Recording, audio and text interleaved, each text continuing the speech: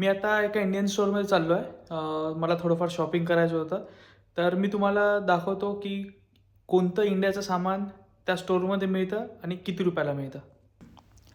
हे बघा, इथे तूर डाळ जी आहे ती आहे 2.19 पाऊंड.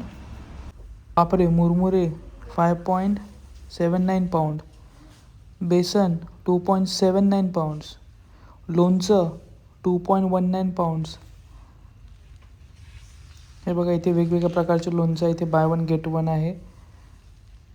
आणि इथे जवळपास सगळं इंडियाचं जेवढं पण मसाले आहे ते सगळे काही मिळतात. खडे मसाले, लोणचं.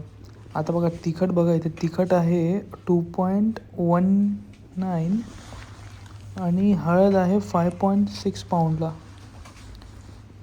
आणि त्याच्यानंतर धना पावडर 4.75 पाऊंड्स.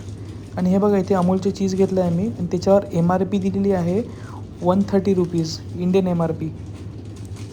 वा. आणि त्याच्यानंतर इथे लेसचे जे चिप्स आहे ते 1.8 पाऊंड्सला 3 आहेत.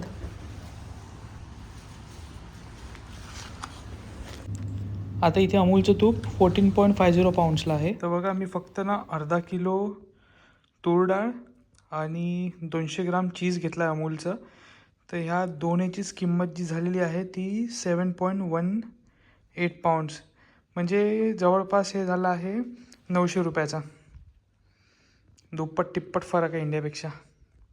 तर आज मी एका इंडियन स्टोअरमध्ये गेलो होतो आणि त्या इंडियन स्टोअरमध्ये जवळपास इंडियाचं सगळं सामान मिळतं.